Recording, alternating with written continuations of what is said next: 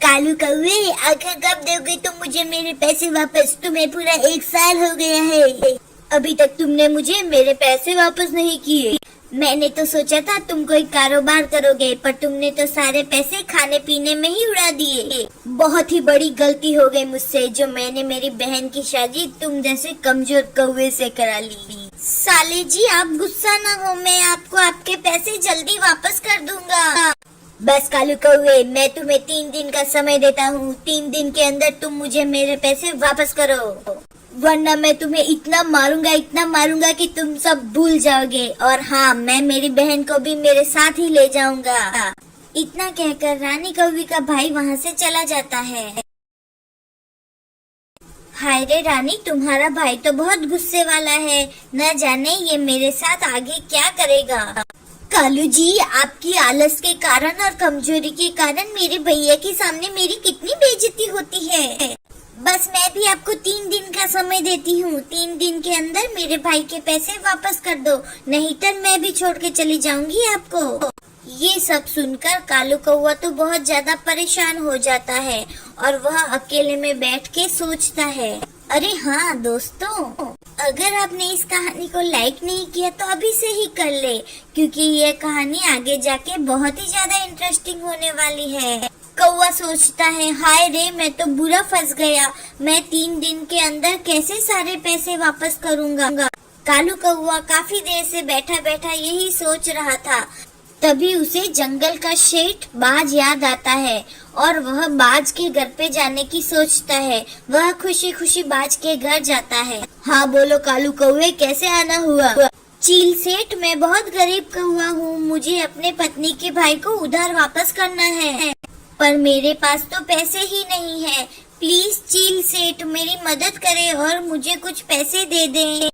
ठीक है कालू कौवे, मैं तुम्हें पैसे दे दूंगा, पर तुम्हें अपनी कोई चीज मेरे पास गिरवी रखवानी होगी। तुम्हारे पास कोई कीमती चीज है तो ही मैं तुम्हें पैसे उधार दे सकता हूँ। यह सब सुनकर कालू कौवा सोचता है, अब क्या करूँ, मेरे पास तो कोई भी कीमती चीज नहीं है। रानी के गहने तो मैं पहले ही बेच कर खा गया। कुछ तो करना ही होगा। अगर मैंने चील सेठ से पैसे उधार न लिए तो वह रानी का भाई मुझे बहुत धोएगा। ओए कौवे, कहाँ खो गए भाई, मुझे कुछ जवाब तो दो। चील सेठ, मेरे पास एक खेत है, आप वो खेत गिरवी रख लो और मुझे 1000 रुपए दे दो। यह सुनकर चील सेठ कौवे को 1000 रुपए दे देते हैं।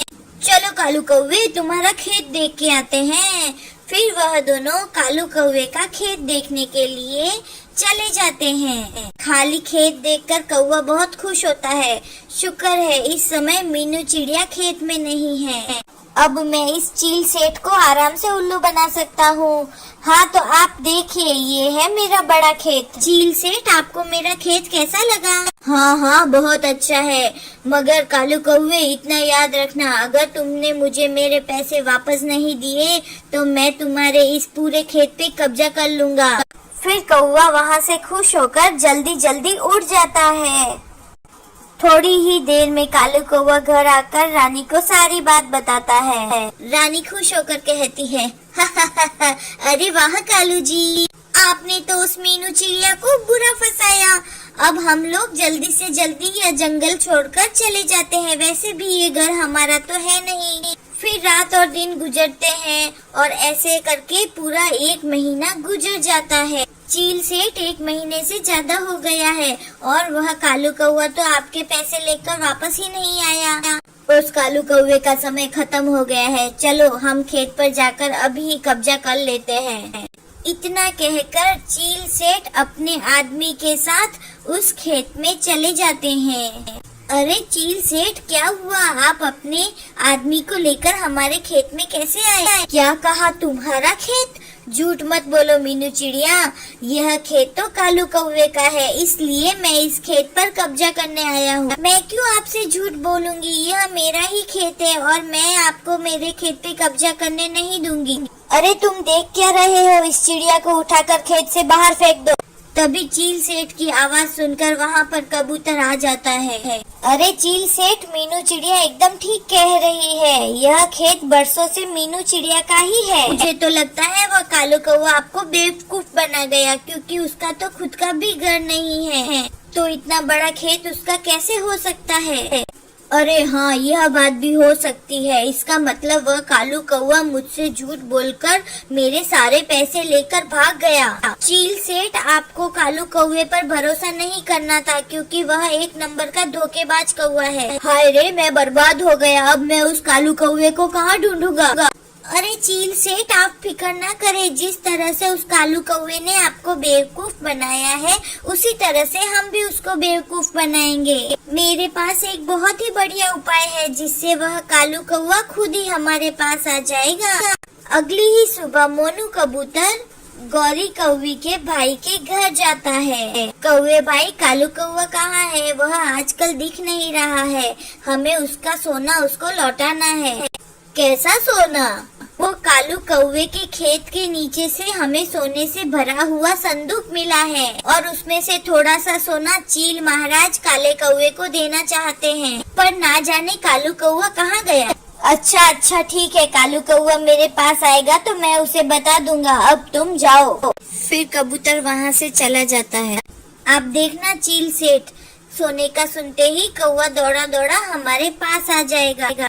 वहीं दूसरी तरफ गौरी कौवी का भाई कालू कौवे को सोने के खजाने की बात बताता है। क्या कहा? सोने का संदूक? चील महाराज मुझे सोना देना चाहते हैं। अरे वाह वाह, मैं तो बहुत ज्यादा अमीर हो जाऊंगा। मगर कालू जी, आप अगर उस जंगल में वापस गए तो वह चील सेठ आपको पकड़ लेंगे। अरे पागल रानी, मुझे सोना मिल जाएगा तो मैं चील सेठ के पैसे उसको वापस दे दूंगा, फिर वह क्यों मुझे पकड़ेंगे।